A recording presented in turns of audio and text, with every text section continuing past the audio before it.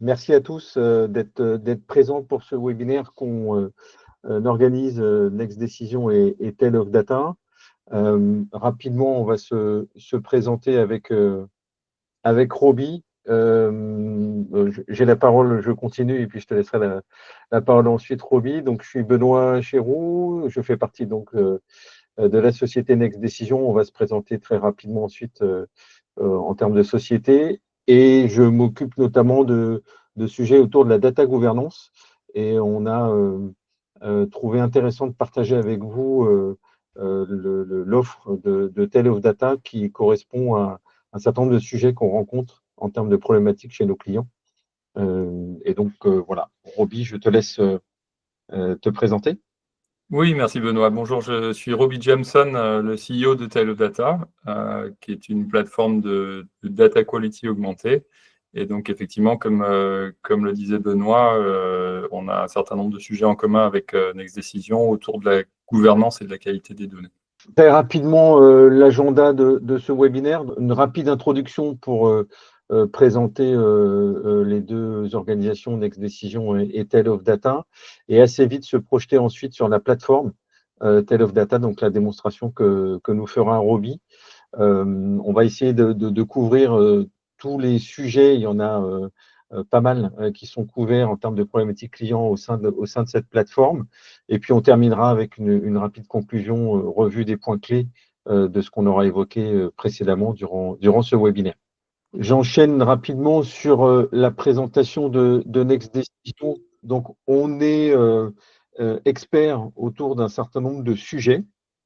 On va dire historiquement, Next Decision a plus de 15 ans d'existence.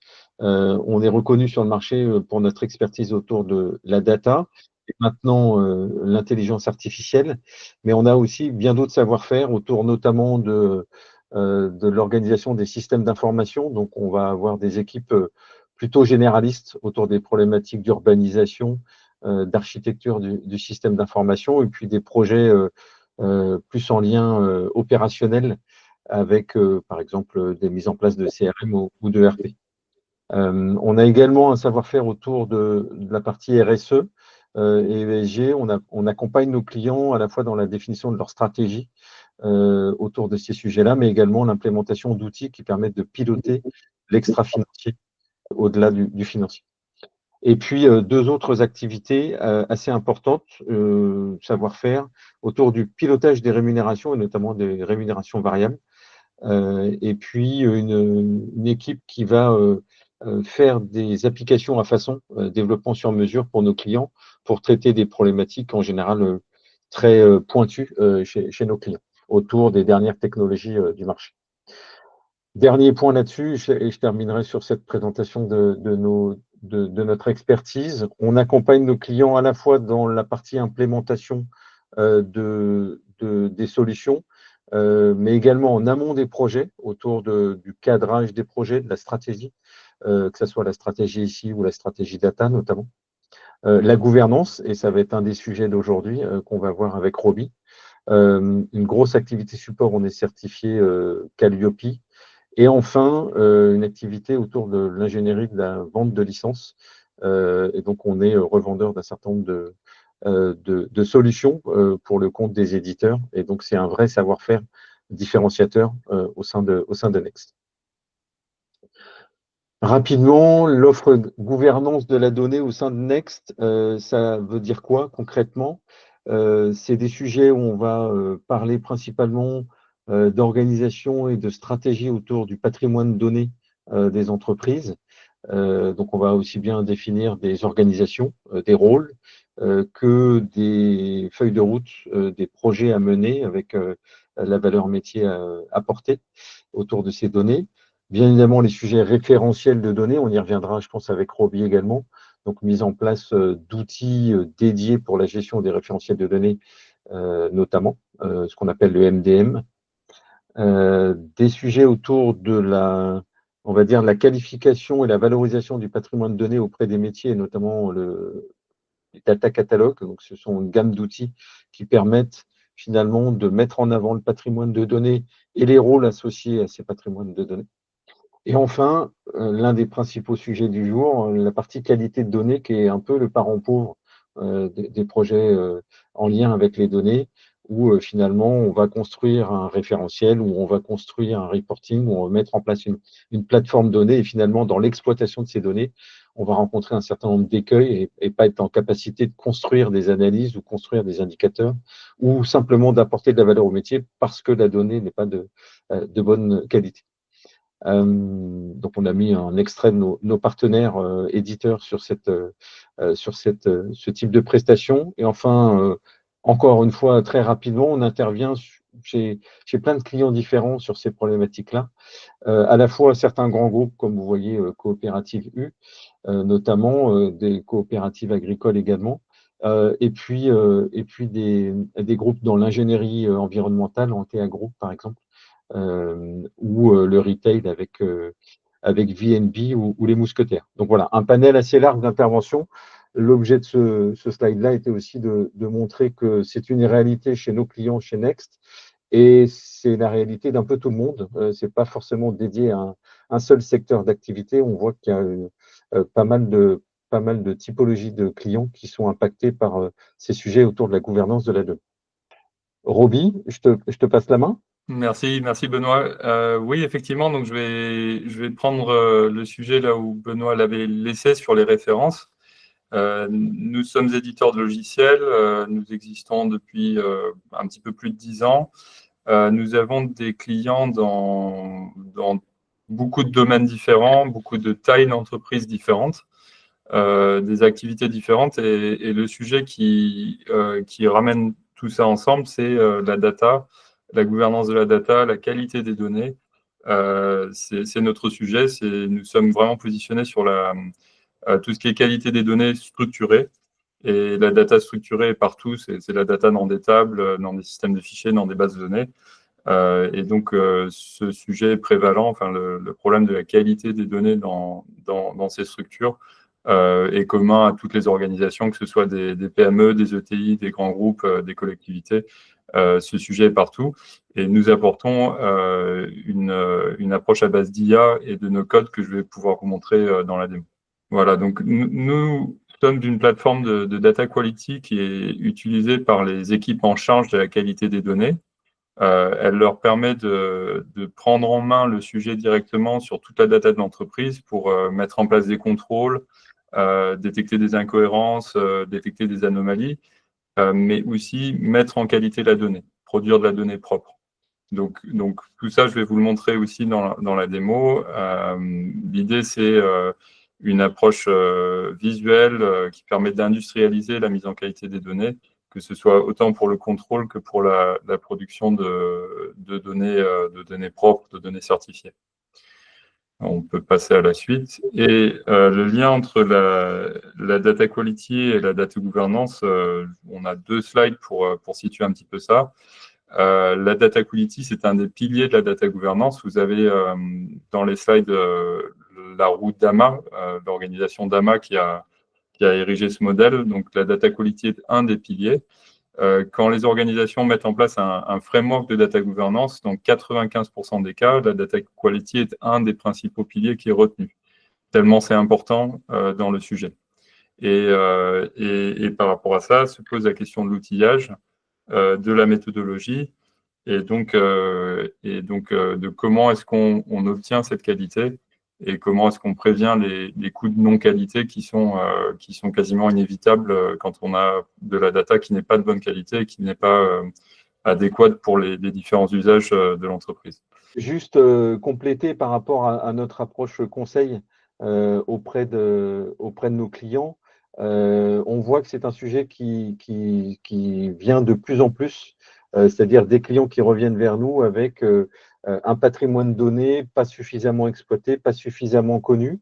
Et souvent, la question, c'est de se dire, il faut que je mette en place une gouvernance de la donnée sans avoir forcément la connaissance de ce qu'est Roby à l'instant, ces piliers formalisés par le DAMA. Et effectivement, on voit souvent le sujet référence master data là, qui est en bas. On voit bien le sujet architecture aussi, données, avec ce qu'on va appeler les modernes data platforms. Et puis, ben, en général, très vite, on vient sur les sujets data quality qui sont aussi les premiers irritants remontés suite à la mise en place des premiers projets autour de la donnée. Exactement. Les sociétés qui deviennent des clients ont eu des expériences d'échec sur leurs projets. Donc, sur les projets IA, en ce moment, on en parle pas mal. Et souvent, la cause racine a été identifiée comme un problème de qualité. Et en fait, pour pouvoir vraiment travailler sur la qualité, les personnes qui comprennent la donnée, qui comprennent le sens métier de la donnée, ont besoin d'être partie prenante. Et c'est en fait, mon associé Jean-Christophe Bourramoy qui a fondé la société et qui est à l'origine du produit, a eu cette vision de faire collaborer des utilisateurs métiers, des personnes qui comprennent la donnée et de leur permettre de travailler vite et de s'associer avec des personnes avec des profils plus techniques. Mais nous voyons ça comme un facteur indispensable pour obtenir la qualité. Il faut que les personnes comprennent la data qu'elles regardent et puissent apporter le sens métier sur la data si l'on veut obtenir de la data de qualité. Donc sur ce deuxième transparent autour de data quality et data governance, on vous montre en fait les différents aspects qui sont couverts par la plateforme Talodata et que je vais vous montrer pendant la démo. Donc nous avons une approche de scan, de mass data discovery, on appelle ça, qui permet de scanner toutes les données de tous les systèmes auxquels la plateforme est connectée, et ce faisant, de vraiment scanner en profondeur les données. On a des confrères qui s'intéressent aux métadonnées, c'est-à-dire à la structure, à la description de la structure des différentes tables, des différents fichiers, des différentes sources de données. Nous allons plus loin que ça. Nous regardons la data dans chaque colonne. Nous analysons automatiquement les catégories de données. Nous pouvons classifier les données par rapport à des objets métiers. L'IA permet de rajouter la reconnaissance d'objets métiers propres internes à l'entreprise et nous permettons de récolter à travers des opérations de scan toutes les informations, des snapshots sur l'état de qualité des données, la quantité de données, le nombre de données qui ne sont pas dans le bon format, qui sont des anomalies par rapport à la catégorie qui a été détectée. Et nous permettons la production de métadonnées qualité qui permettent d'écrire chaque colonne dans chaque table avec des informations quantitatives et des exemples si on a des problèmes de qualité. Donc ça, c'est un premier volet de la plateforme qui permet en quelques clics d'automatiser des scans, de faire de la data observabilité, du scan en masse et du monitoring des données et de la cartographie et de l'analyse et de la surveillance du parc de données. Après, nous avons aussi une approche qui permet de mesurer et de détecter les anomalies et les incohérences dans les données par rapport à des règles métiers plus complexes. Donc, Talodata permet d'auditer les données, permet d'automatiquement détecter des anomalies, permet de quantifier, de faire des Nutri-Scores, d'analyser la qualité des données et donc de les surveiller aussi, de faire du monitoring, de la surveillance. Et aussi, on peut aller plus loin que ça en fonction du besoin du moment. On permet aussi de produire de la donnée propre, donc de redresser les données, de résoudre les imperfections dans la data. Si vous avez des opérations manuelles qui sont intervenues dans la production de cette donnée, nous pouvons permettre le redressement des données et la production de data propre, et aussi le croisement de différentes sources de données qui, a priori, n'étaient pas faites pour se parler. Donc, avec des approches à base de matching flou, nous pouvons travailler sur des correspondances approximatives et augmenter la valeur des données en créant des lignes dans les tables qui sont plus longues, ou pour lesquelles on a plus d'informations sur chaque objet métier. Et donc ça, c'est à travers une interface visuelle, no code, qui est rapide à prendre en main et qui permet de travailler rapidement sur les différents sujets. Et après, tout ça, ça peut être automatisé. Donc l'utilisateur peut programmer le déclenchement automatique des traitements, peut faire du scheduling et peut créer des tableaux de bord pour partager les résultats, des informations sur la qualité des données, pour partager les résultats, ou s'interfacer avec une plateforme de data vise, puisque la plupart des entreprises sont découpées de leur système favoris de tableau de bord. Donc, on peut très bien s'interfacer avec ces systèmes pour diffuser les résultats du travail sur la qualité des données et la data propre. Donc ça, c'est vraiment ce que je vais essayer de vous montrer dans la démo, de couvrir ces différents sujets, de vous permettre de voir dans la plateforme comment ça se passe en pratique. Juste avant de commencer la démo, voici un schéma d'architecture pour vous situer un petit peu Teledata dans un contexte de SI. Donc, Teledata est sur un serveur qui peut être fourni en SaaS ou on-premise. Donc, on a des clients qui aiment l'un ou l'autre. Donc, certains clients sont tout à fait désireux d'avoir du SaaS. D'autres clients souhaitent garder la donnée dans leur réseau. Et donc, Teledata peut être apporté en solution on-premise. Et les utilisateurs de Teledata vont se connecter à travers un navigateur web à la plateforme et vont pouvoir s'en servir. Il est possible d'orchestrer aussi le travail de la plateforme avec une API REST. Et cette plateforme va se connecter à l'aide de différents connecteurs aux sources de données qui vont apparaître dans le catalogue de l'utilisateur. Donc, ces sources de données sont généralement de trois types. Soit il s'agit de stockage fichier, donc par exemple du Blob Store, du stockage dans le cloud, du stockage Amazon, Google, Azure, pour des fichiers, donc la data structurée, des fichiers JSON, du CSV, des fichiers XML, de l'Excel, du Parquet, etc. Et on pourra aussi se connecter à des sources de données qui sont plus de type base de données. Donc là, on a des logos, après on a des connecteurs supplémentaires, mais là sont des logos de systèmes de base de données très communs. Et aussi, on pourra se connecter par des API REST et des extracteurs à des systèmes beaucoup plus propriétaires et beaucoup plus spécifiques. Et donc, on permet à nos partenaires et aussi à nos clients, aux équipes techniques de nos clients, de développer des extracteurs pour accommoder des besoins très particuliers sur des ERP, des systèmes très spécifiques. Et ces connecteurs vont permettre de lire les données et là où la gouvernance le permet, d'écrire dans certains endroits dans ces systèmes. Donc ça se fait, c'est le client qui gère la gouvernance de sa data et les droits d'accès aux différents systèmes. Voilà, je vais procéder, sauf si quelqu'un dans le chat a une question à ce stade, je vais procéder à vous montrer en pratique à quoi ça ressemble. A priori, il n'y a pas de questions pour le moment, mais effectivement, moi je compléterai ce que tu nous as dit, Roby, avec le fait que cette plateforme-là vient bien en complément de plateformes existantes. Et on voit en bas qu'il y a par exemple la notion de MDM ou de CRM, et vient finalement faciliter la mise en qualité des données et de la redistribuer. Et finalement, quelle que soit la source, quelle que soit la cible, Tale of Data est capable de communiquer et finalement de remettre à niveau le bon niveau de qualité pour pouvoir ensuite travailler cette donnée dans les applicatifs métiers ou opérationnels ou éventuellement dans du reporting. Et j'en profite tant qu'on est sur une slide technique pour parler un petit peu sous le capot. Teledata, le moteur de Teledata tourne sur Apache Spark. Donc ça permet une exécution très scalable. On peut traiter, on est totalement agnostique sur la quantité de données, les volumes de données. On a des clients qui ont des tables avec des milliards de lignes et ça se passe très bien. L'opération prend un petit peu plus de temps pour le traitement, mais tout ce qu'on fait dans Teledata passe à l'échelle si on a des gros volumes de données à traiter. Et on peut aussi traiter des petits fichiers Excel. On est capable de gérer toutes les volumétries. Ok, on voit ton écran. Super. Donc, comme vous le voyez, je suis dans un navigateur web.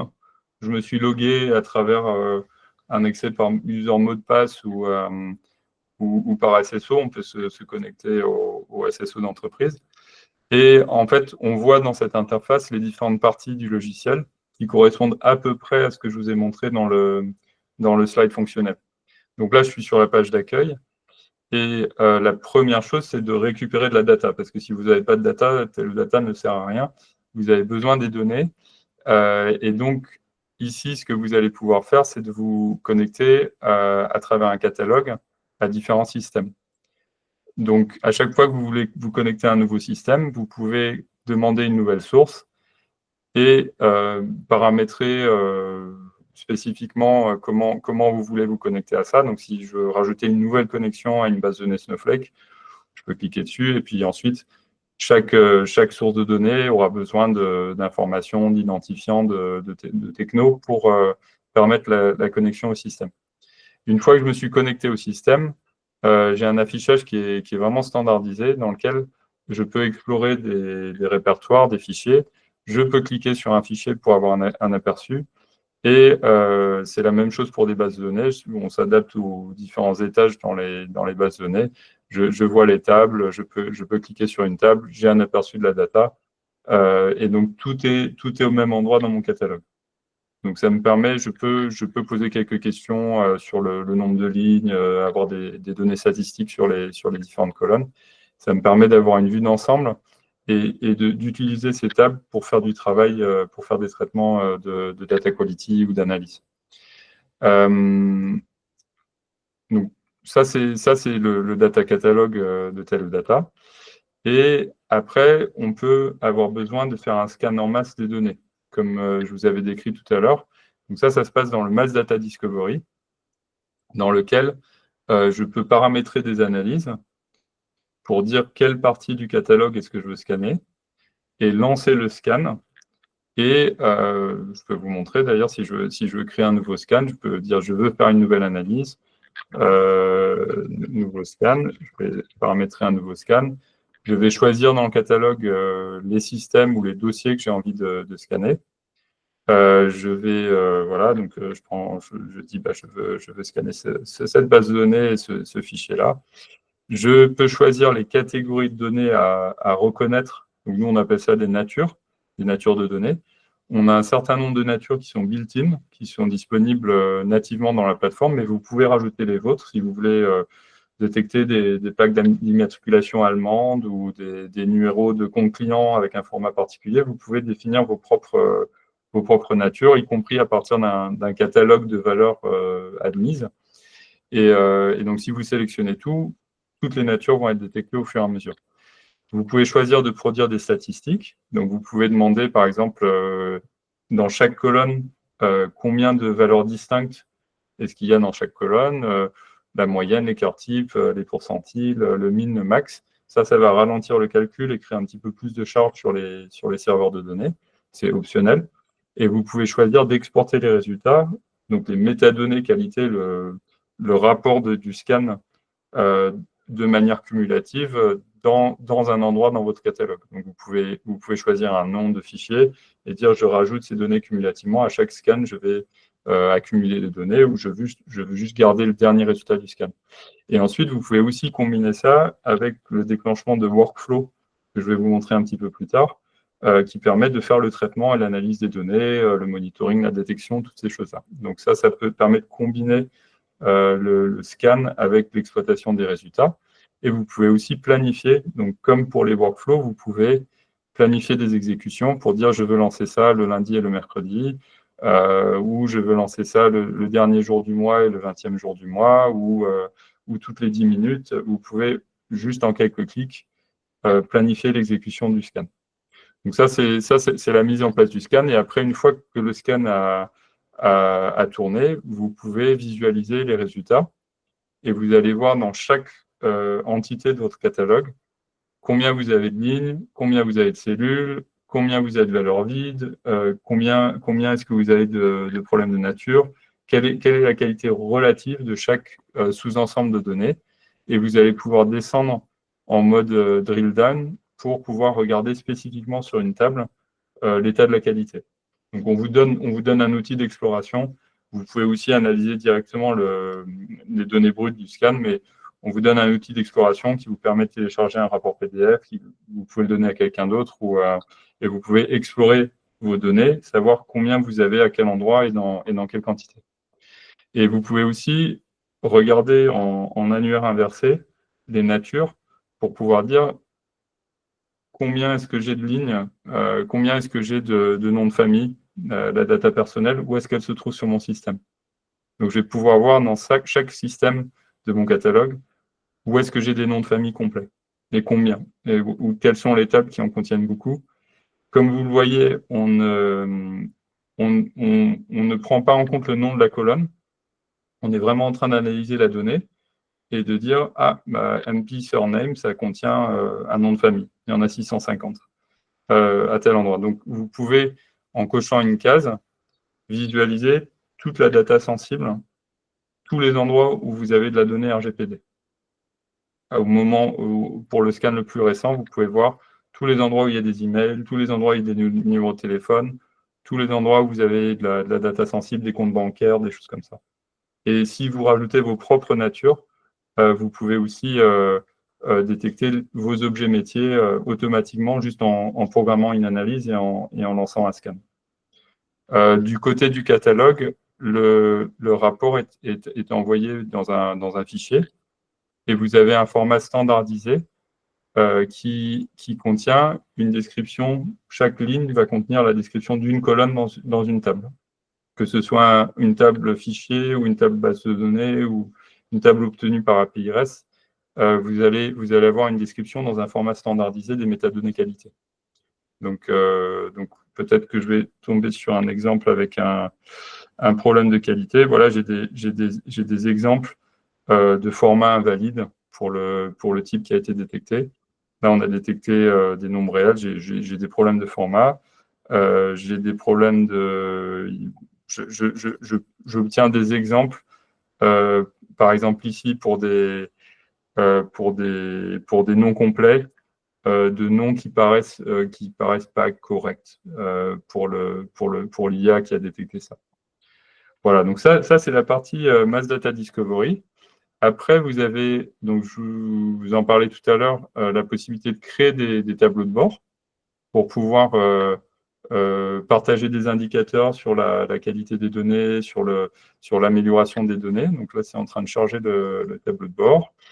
Donc vous allez pouvoir partager ça avec des utilisateurs et permettre à d'autres personnes de filtrer la data et de pouvoir analyser les données sur les problèmes qui ont été détectés, les KPI qualité, l'amélioration de la data, tout ce que vous allez vouloir raconter dans des tableaux de bord et dans des résultats. Et on supporte tous les standards du marché, tous les types de graphiques standards. On a des cartes, des diagrammes à bulles, des tornados, tout ce dont on pourrait avoir besoin pour rapidement construire un tableau de bord et le partager. En quelques clics, vous pouvez éditer le tableau de bord, rajouter des graphiques, paramétrer les graphiques et partager ça immédiatement avec des utilisateurs. Pour revenir sur le point d'avant, Oui. le scan, une fois qu'il est défini, je prends un exemple qu'on rencontre parfois chez nos clients, notamment dans le cadre de mise en place de RP ou de migration de CRM. Quand on a plusieurs instances d'un même outil, donc sous-entendu, la source ne va pas changer de format. Du coup, ce scan, on peut le jouer sur les différentes instances et ainsi obtenir un résultat que tu nous montrais juste avant, sur le RP de la filiale allemande, sur le RP de la filiale française, etc., etc. Tout à fait, tout à fait. On peut scanner tous les systèmes qu'on veut du moment qu'on est connecté dans le catalogue à ces systèmes. Okay. Donc on peut effectivement, on a des clients qui font ça, qui ont 17 systèmes IT différents et qui veulent maintenir une vue d'ensemble des 17 systèmes et qui scannent régulièrement les systèmes pour faire du monitoring et pouvoir alimenter des tableaux de bord. D'accord, ok. Ces tableaux de bord, éventuellement, on va vouloir détecter automatiquement des anomalies. Donc ça va se faire à travers des traitements qui sont faits avec des workflows. On appelle ça des flows. Ça se présente, alors pour les personnes qui ont déjà utilisé un ETL, ça se présente d'une manière assez similaire, c'est-à-dire qu'on a un graphique qui explique le traitement qui est réalisé sur la donnée. Pendant que je suis en train de concevoir le traitement, j'ai un aperçu de la donnée. Je peux voir à différentes étapes la donnée dans l'état à cette étape-là du traitement. Je vais avoir un aperçu. Et quand je lance le traitement, ça va travailler sur toute la data. Et quand je lance ce traitement, ça va lire la data qui se trouve dans différentes tables, qui sont, peu importe de quel système ça provient, ça peut être un fichier Excel local, ça peut être ça ici, j'ai une base de données d'infraction, ici j'ai des extractions CSV que j'ai chargées localement. Et on va lire toutes les données, on va faire tous les traitements et écrire les résultats dans les tables qu'on veut dans son catalogue. Donc dans différents systèmes. Donc on peut, si on a le droit du point de vue de la data gouvernance d'écrire dans des bases de données, on a le droit d'écrire, on peut écrire les résultats où on veut. Et donc la conception du traitement se fait dans TeleData de manière visuelle. C'est-à-dire que je peux modifier le traitement en prenant des outils dans la barre d'outils et en les déposant directement sur le flow. Et donc, c'est un peu comme du Lego. C'est très facile à prendre en main parce que je prends des outils qui ont l'air assez simples dans la barre d'outils, mais qui permettent de faire beaucoup de choses. Je les paramètre sur l'écran de droite. Donc là j'ai un des outils les plus avancés pour travailler sur des fenêtres locales de la donnée, mais je peux faire une agrégation, je peux regrouper les données ensemble en disant je veux regrouper les gens par pays, savoir combien j'ai de personnes dans chaque pays. Et donc, je vais paramétrer en no-code, juste en cliquant, différents outils que je dépose et qui vont me permettre de concevoir un traitement qui va écrire les résultats dans des tables de sortie. Oui, je me Oui, permets oui, de réagir. N'hésitez pas d'ailleurs, hein, sur le chat aussi à poser des questions si vous en avez. oui. Euh, ça veut dire que la facilité là qu'on voit de designer un flow pour traiter de la donnée une fois qu'on a fait le constat quelque part qu'il y avait peut-être des problèmes à certains endroits.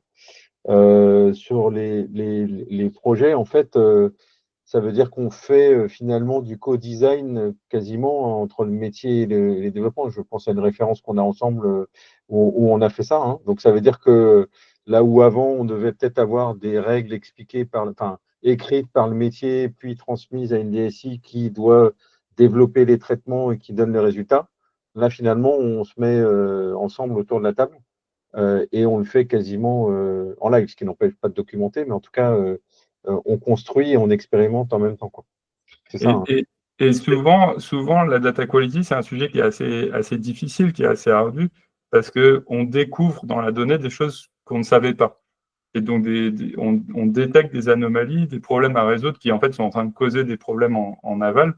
Et donc le côté interactif où on voit ce qu'on est en train de faire et on découvre qu'est-ce qu'il y a dans la data, il est très, très important pour ce sujet. Il est clé pour que le projet réussisse, pour qu'on Ouais. puisse, Ouais, tout c'est ce comme que nous, l'indicateur. ouais, c'est ce que nous, en tout cas, on a expérimenté en utilisant la plateforme chez nos clients, où effectivement, il y a des questions qui se posent beaucoup moins, donc du gain de temps avec des allers-retours entre le métier et, on va dire, la technique, et un travail conjoint autour de la plateforme qui permet d'aller plus vite. Ensuite, ça n'empêche qu'il faut industrialiser, etc., optimiser s'il y a des choses à optimiser.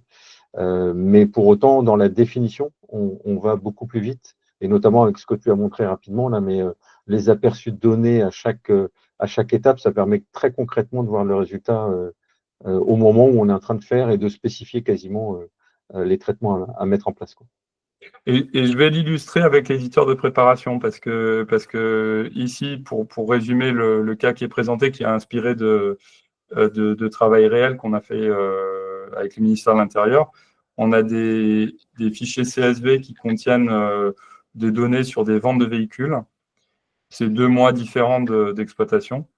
Et on a une base de données avec des infractions, avec des noms de personnes. Alors, c'est très simplifié, mais on a une base de données avec des infractions et on veut voir dans les personnes à qui on a vendu des véhicules, est-ce qu'il pourrait y avoir des correspondances par rapport à comment ça se prononce, par rapport à comment leur nom se prononce. S'il y a des fautes d'orthographe, c'est pas grave, mais est-ce qu'on peut faire des rapprochements? Est-ce qu'on peut trouver des correspondances dans la data? Et donc, un outil qui va nous servir beaucoup, c'est l'éditeur de préparation, qui nous permet d'explorer les données et de les transformer, de faire des traitements dessus. Donc, ça nous permet de filtrer les données et de regarder des cas particuliers interactivement. Donc ici, si je veux regarder le nombre de personnes par pays, je peux voir toutes les personnes au Royaume-Uni. Je peux regarder le type de véhicule de ces personnes. J'ai 2 personnes avec des berlines au Royaume-Uni dans mes données. Donc je peux m'en servir pour explorer les données. Et je peux aussi utiliser l'IA, par exemple, pour générer une analyse automatique. Donc je peux demander un rapport qualité. Donc ici, ça va me générer un rapport qui va me dire des choses que je ne peux pas forcément voir tout de suite sur les données. Donc ici, je peux regarder, ça me produit un document avec un audit flash. Ça va me donner un Nutri-Score, ça va me donner un score qualité sur mes données, et ça va me dire quels sont les problèmes. Quels sont les problèmes dans ce dataset. Et donc, vous voyez, il y a quelque chose sur les similitudes de libellé qui est un problème classique. Il y a des problèmes d'invalidité de type. Donc ça, c'est par exemple des dates qui ne sont pas dans le bon format. J'ai des problèmes de valeurs manquantes aussi. J'ai des trous dans mon dataset. J'ai des natures qui ont été détectées. J'ai des problèmes par rapport à ces natures, les catégories de données. Et donc, en déroulant le rapport, je vais avoir une radiographie de mon jeu de données. Et je vais avoir une indication sur quelles sont les colonnes avec le plus de problèmes et quelles sont celles qui vont bien. Et ici, par exemple, ce rapport va m'attirer l'attention sur les invalidités de nature. J'ai des numéros qui ne sont pas dans le bon format, des numéros de téléphone, j'ai des noms de pays qui ne sont pas parfaits, j'ai des problèmes dans les dates de traitement. Et j'ai aussi 70% des valeurs à peu près sur les types de véhicules qui présentent des problèmes, où on rejoint ce que décrivait Benoît sur la saisie manuelle. Ces données ont probablement été saisies à la main et donc présentent des problèmes de saisie, des problèmes de cohérence. Donc le rapport me permet de le détecter, et TeleData me permet aussi de redresser ces données.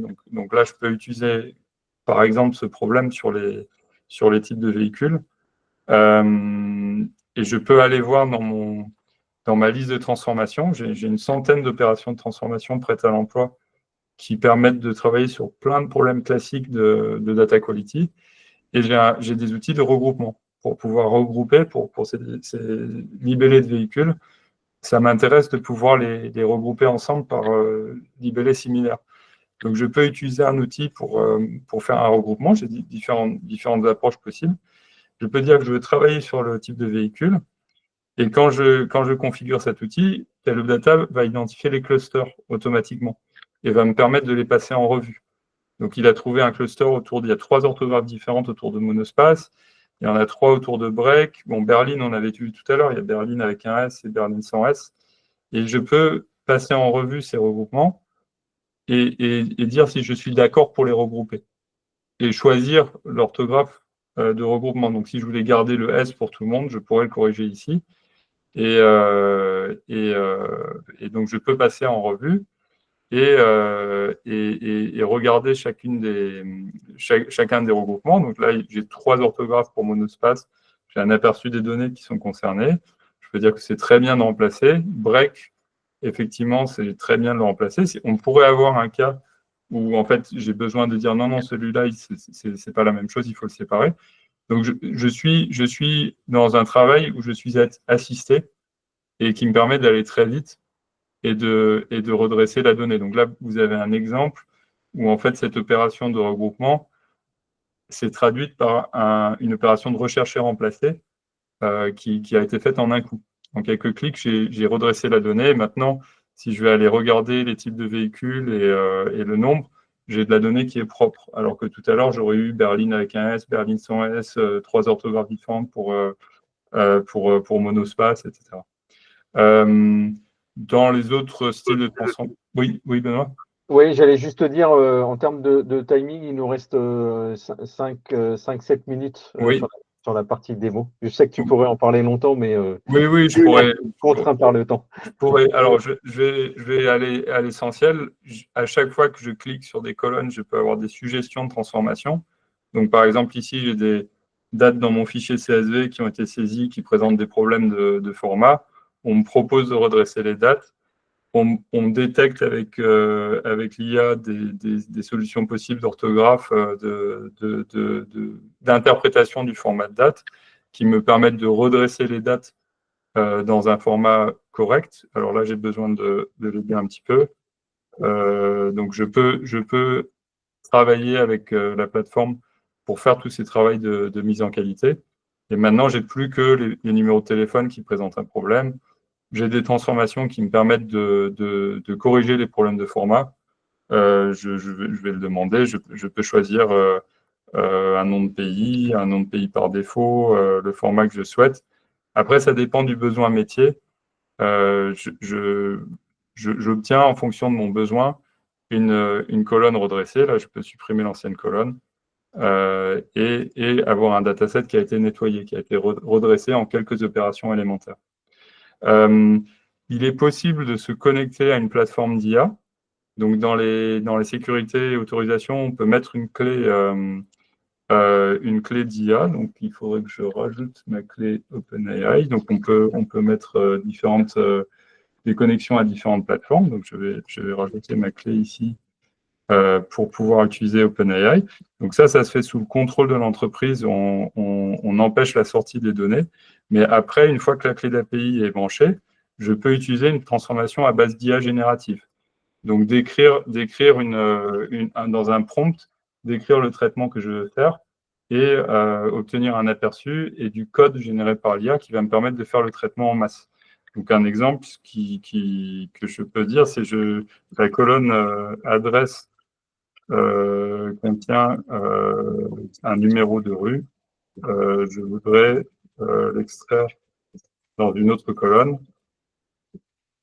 Ça me permet d'utiliser l'IA, donc de ne pas avoir besoin de connaissances techniques pour faire des transformations plus sophistiquées. Donc, je vais avoir un aperçu de la transformation. Je vais avoir du code généré par la transformation qui sera en fait utilisé massivement quand le traitement est fait sur la donnée. Et je vais avoir une nouvelle colonne numéro de rue qui va apparaître. Donc, on a beaucoup d'outils spécialisés par rapport à des problèmes géographiques, des problèmes de nettoyage de colonnes, de fusion de colonnes, d'opérations de survivorship, des choses comme ça, des opérations autour des dates, des opérations numériques. On a tout un outillage qui permet de faire ça. Et toutes les opérations qu'on est en train de faire vont se retrouver dans la documentation pardon, ça c'est l'effet démo, dans la documentation. TeleData va générer automatiquement une documentation qui sera auditable et qui permettra de donner la logique business. Donc, tous les traitements qu'on vient de faire, le remplacement des véhicules, tout sera tracé et sera auditable. Là, ici, je retrouve ce que j'ai demandé à l'IA. La documentation est maintenue et générée automatiquement. Et on peut demander à l'IA de la compléter en expliquant chaque étape, c'est aussi possible. Voilà, je pense qu'on est arrivé un petit peu au bout de la démo.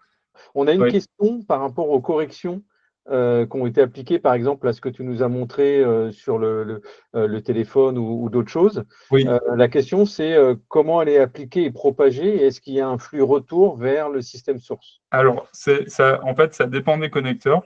Sur le connecteur Salesforce, par exemple, on peut faire de l'upsert, c'est-à-dire modifier, corriger les valeurs qui sont dans le CRM directement. Souvent, sur des systèmes un petit peu plus complexes, on va écrire dans une table à côté dans le système et il faudra parler à l'administrateur de la base de données pour que la mise à jour des données se fasse en lançant un script ou de manière automatique, mais en collaboration avec l'administrateur de la base de données. Donc on peut faire de l'upsert, mais généralement, on produit la liste des corrections à faire et après, pour mise en cohérence, il y a peut-être d'autres dépendances au sein du système source qui imposent effectivement qu'on ne met pas juste à jour l'adresse sur le client, il faut peut-être aller modifier des factures en cours d'édition ou des commandes. Okay. Et on retombe sur le sujet de la gouvernance parce que les personnes qui vont approuver le changement ne sont pas forcément les personnes qui le proposent. Donc, il faut aussi prendre en compte la gouvernance. Voilà, je peux prendre des questions si le lancement des flows se passe exactement comme pour les lancements de JobMDD, de Mass Data Discovery. Vous pouvez lancer maintenant tout de suite et le flow va tourner. Ou vous pouvez programmer une exécution ultérieure ou automatique.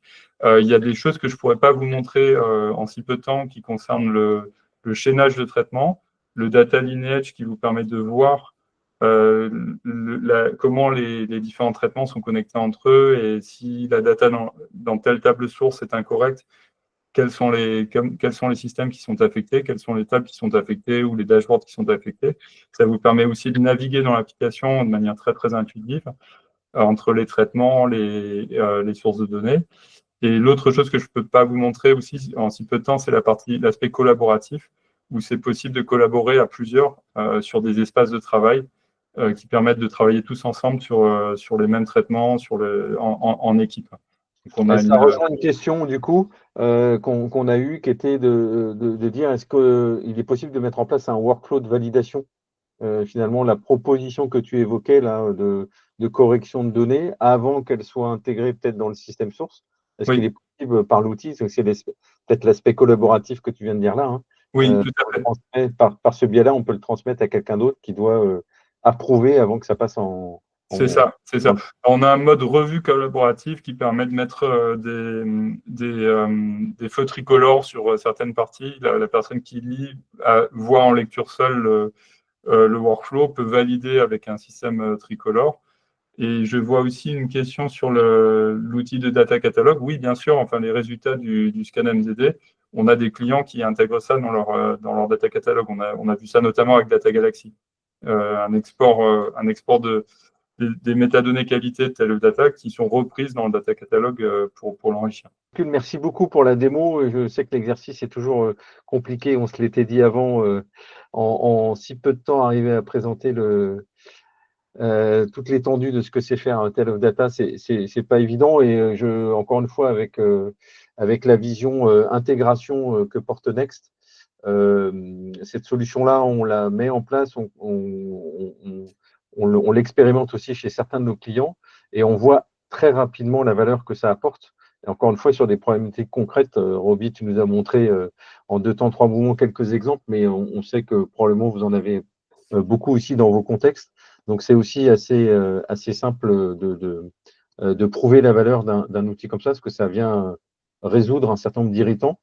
Ça me permet du coup aussi de repasser un petit message autour de la qualité de données, qui est un sujet clé, et c'est comme ça aussi qu'on l'évoque chez nos clients, et qu'il faut l'évoquer aussi en termes je dirais, d'organisation hein, de l'entreprise. C'est que c'est un sujet qui doit s'inscrire dans la durée.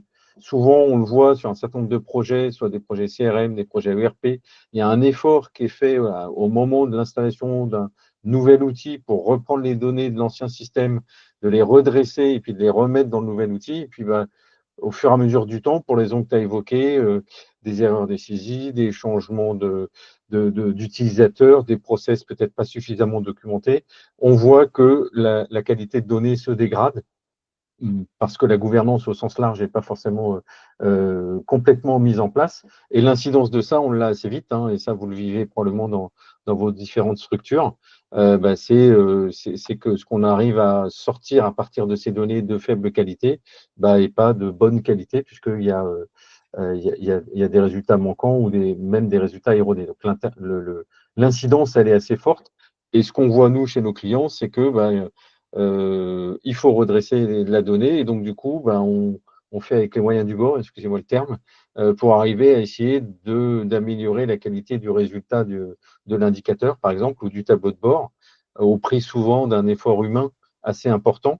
Et c'est là que Tale of Data va apporter une vraie valeur pour à la fois automatiser, fluidifier, et on l'a vu, faciliter aussi les interactions. Nous, on l'a expérimenté autour de ces sujets-là entre guillemets, la technique et le métier. C'est un peu simpliste, mais en tout cas, mettre tout le monde autour de la table pour ce sujet qui n'est pas si simple que ça. Je termine rapidement. On nous dit souvent, bah oui, mais la qualité de données, quelque part, on n'en voit pas le coût ou l'incidence. J'ai pris un exemple d'un travail qui a été fait par des chercheurs qui montre le coût de la non-qualité de données, qui est finalement le coût d'acquisition d'une qualité de mauvaise qualité, d'une donnée, pardon, qui est de mauvaise qualité est 10 fois plus important que si la donnée était de bonne qualité. Hein. Et donc, par un rapide calcul, quand on a 100 données à produire. Si on les produit avec la bonne qualité, ça va nous coûter 100 euros, dans l'exemple basique ici.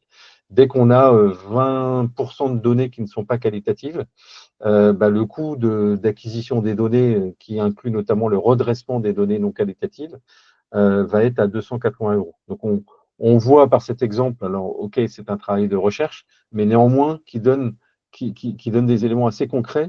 Dans un autre contexte, chez un de nos clients, on avait aussi le temps de récupération de la bonne qualité d'information euh, qui était estimé quasiment à 3% du temps de l'entreprise globale. Donc, quand on ramène ça en nombre de TP, on était à 5 TP pour l'entreprise en question à l'année perdue, donc 5 équivalents temps plein perdus juste pour avoir la donnée de bonne qualité pour pouvoir travailler, faire le tableau de bord ou faire les opérations qui étaient nécessaires. Donc, on a, nous, différentes expériences. Chaque contexte est encore différent, mais la valorisation du coût de la non-qualité, c'est des choses sur lesquelles on peut, nous, Next, aider. Et encore une fois, ça permettra aussi d'enclencher sur des outils comme Tale of Data.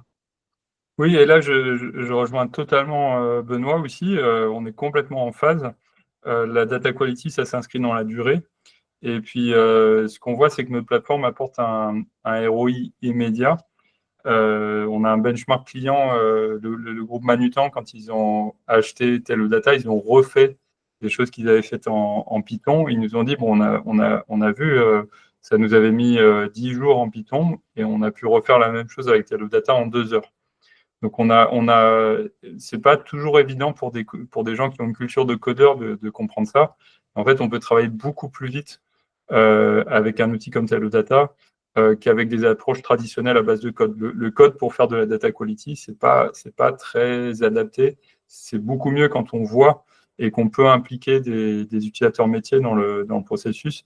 Et ça va beaucoup, beaucoup plus vite, y compris aussi pour des aspects plus techniques de déploiement, pour mettre en production les traitements, c'est beaucoup plus rapide.